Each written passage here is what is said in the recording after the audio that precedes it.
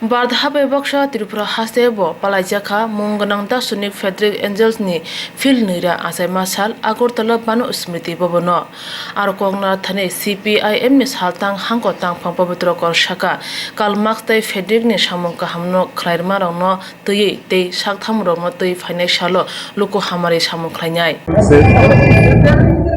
বিশততম বার্ষিকী তার 101তম জন্মদিন। এই দিনটি আমাদের ভারতের কমিউনিস্ট পার্টি মার্ক্সবাদী সিদ্ধান্ত নিয়েছে আজকে থেকে 1 বছর সময়ে আমরা মার্ক্সবাদকে ভিত্তি করে এবং এঙ্গেলস এবং মার্ক্স যে যৌথভাবে যে মতবাদ তৈরি করেছিলেন তার জন্য আমরা সেখানে সারা বছর আমাদের দার্শনিক এই চিন্তা নিয়ে আমরা আমাদের কর্মী সমর্থকদের চেতনা সমৃদ্ধ করার জন্য আমরা কাজ করব। 1820 সালে এবং দিনে তিনি জন্মগ্রহণ করেছিলেন। তিনি প্রথম থেকে বৈজ্ঞানিক চিন্তা নিয়ে তার পড়াশোনা ছিল। পরে মার্ক্সের সঙ্গে যখন যুক্ত হন বন্ধু হিসাবে, এই মার্ক্সবাদ আজকে যেটা দুনিয়ার সবচেয়ে আধুনিক সমাজতান্ত্রিক একটা মতবাদ, এই মতবাদকে সক্রিয়ভাবে মার্ক্স করার জন্য সবচেয়ে সহযোগী বন্ধু প্রায় 40 বছর একসাথে কাজ করেছেন। মার্ক্সের যে প্রধান পুঁজি গ্রন্থ, এই গ্রন্থ মার্ক্সের জীবনকালে 1 খণ্ড মাত্র প্রকাশিত হয়েছিল, বাকি 2 এবং 3 এবং 4র্থ খণ্ডের কাজ তিনি করেছিলেন।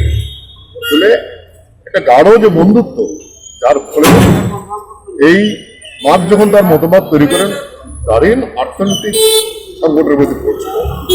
সবচেয়ে বড় কথা, আজকে আমরা যাকে ভিত্তি করে আমাদের কমিউনিস্ট পার্টি তৈরি হচ্ছে, যে 1848 সালে কমিউনিস্ট ইশতেহার, যার মধ্যে দিয়ে প্রথম তারা দুইজনই রচনা করেছিলেন যে দুনিয়ার মজদুর এক হোক, সর্বহারার হারাবার কিছু নেই। এই চেতনাতেই গোটা দেশে আজকে গোটা পৃথিবীতে সমাজতন্ত্রের যে প্রতিষ্ঠা প্রথম সোভিয়েত ইউনিয়নে হয়েছিল, পৃথিবীর আজকে 20% মানুষ এই সমাজতন্ত্রের পরতলে আছে। পুঁজিবাদ ক্ষয়স্ত, তাই এই পুঁজিবাদের বিরুদ্ধে মার্ক্সবাদের যে লড়াই চিরন্তন থাকবে। দুনিয়াতে যতদিন পর্যন্ত সমাজতন্ত্র এবং কমিউনিজম প্রতিষ্ঠা না হয়, এই লড়াই থাকবে। তারা এই কারণে আমাদের কাছে সবচেয়ে স্মরণীয় দার্শনিক। তাই তাদের এই জন্মদিনে আমরা দাঁড়িয়ে এই শপথ নেব, যাতে আগামী দিনে আরো আমাদের এই মার্ক্সবাদকে প্রসারিত করে মার্ক্সের যে চিন্তা, ফ্রেডারিক এঙ্গেলসের যে চেতনা, তাকে ভিত্তি করে যাতে আমরা আমাদের আরো বেশি করে সংগ্রাম করতে পারি। এই শপথই আজকে ফ্রেডরিক এঙ্গেলসের 201তম জন্মদিনে দাঁড়িয়ে আমরা দিতে চাই। এই কথাটাই বলে ওনাকে শ্রদ্ধা জানিয়ে আমি আমার কথা বলা শেষ করছি। Abo hekeno Agortala Mirar Matha Tongma Dosrul Bobono Frederick Angels ni Phil Nira Asai Masal Palajaka o Shalo Kognar Thani CPIM Haste Tangphang Gautam Das Thaka যুক্তি দিয়ে বোঝার চেষ্টা করতেন এবং তার বাবা ছিলেন ওই শহরে একজন কাপড় কল ব্যবসায়ী। উনি অত্যন্ত ধর্মভীরু মানুষ ছিলেন বাবা, কিন্তু এঙ্গেলস ব্যবসায় তেমন আগ্রহী ছিলেন না। তিনি শিল্প, সাহিত্য, সংস্কৃতি, দর্শন এর উপরেই তিনি পড়াশোনা করতে বেশি আগ্রহী ছিলেন। কিন্তু বাবার নির্দেশে তাকে স্কুল ছেড়ে ব্যবসার কাজ দেখতে হয়। কিন্তু এর পাশাপাশি তিনি তার শিল্প, সাহিত্য চর্চা সেগুলো চালিয়ে যেতে থাকেন এবং যেটা সবচেয়ে বেশি প্রভাব বিস্তার করে তিনি দেখেন যে কলকারখানার মধ্যে নাবালক শ্রমিকদের দিয়ে কাজ করানো হচ্ছে, মজুরি ঠিকমতো দেওয়া হচ্ছে না, প্রচণ্ড দুঃখ কষ্টের জীবন। এবং